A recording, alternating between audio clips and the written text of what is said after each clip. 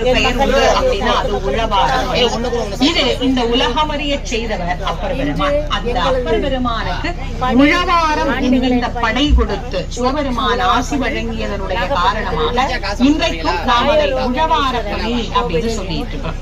இந்த உழவார பணி இறைவனே விரும்பக்கூடிய ஒரு பணி அப்படின்னு சொன்னா அது மிகையாகாது. எப்படி அதை தெரிஞ்சுக்கிறதுக்கு ஒரு சின்ன கதை ஒண்ணு சொல்றேன். ஞான சம்பந்த பெருமானும் அப்பர் பெருமானும் இணைந்து சில காலங்கள் தொண்டு செய்கிறார்கள். அப்படி இருவரும் தொண்டு செய்து கொண்டிருக்கிற போது திருவேழி மிழலை அப்படிங்கிற அந்த திருத்தலத்திற்கு வருகிறார்கள். அங்கே கடுமையான பஞ்சம், மக்கள் எல்லாம் உணவுக்கு ரொம்ப கஷ்டப்படுறாங்க. அந்த கஷ்டத்துல இருந்து அவர்களை மீட்க வேண்டும் அப்படின்னு சிவபெருமான் கிட்ட முறையிடுகிறார்கள். அன்னதானம் செய்யலாம் அப்படின்னு திட்டமிடுகிறார்கள்.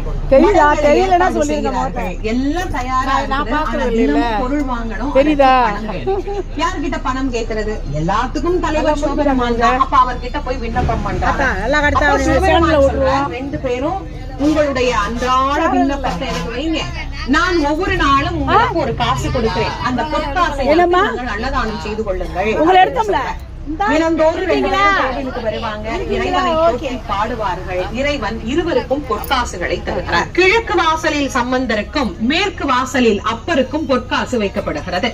அதை எடுத்துக்கொண்டு வந்து தங்களுடைய அடியாறு பெருமக்கள் கிட்ட கொடுப்பாங்க. அவங்க அதை சந்தைக்கு எடுத்துட்டு போய் பொருள் வாங்கிட்டு வந்து அன்னதானம் பண்ணி மக்களுக்கு இதுல ஒரு ஞான சம்பந்த பெருமான் தன்னுடைய மடத்துல பார்க்கிறார். அப்பர் பெருமானுடைய மடத்தில் உணவு தயாராக சாப்பிட்டு இருக்காங்க. ஆனா இன்னும் சம்பந்தர் மடத்துல உணவு தயாராகல. ஏன் இவ்வளவு தாமதம் ஆகிறது அப்படின்னு கேட்ட போது அங்க உள்ள அடியார்கள் எல்லாம் சொன்னாங்க, சுவாமி, நாங்க சந்தைக்கு போனோம்னா நமக்கு தரக்கூடிய அந்த பொற்காசுக்கு மாற்று கேட்கிறார்கள். ஆகவே மாற்றி பார்த்து அதற்கு பிறகுதான் பொருள் கொடுக்கிறார்கள்.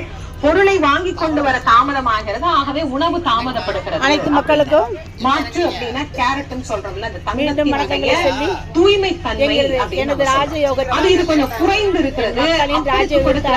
தூய தங்கம், அதனால அது உடனே விலை போய்விடுகிறது. இதற்கு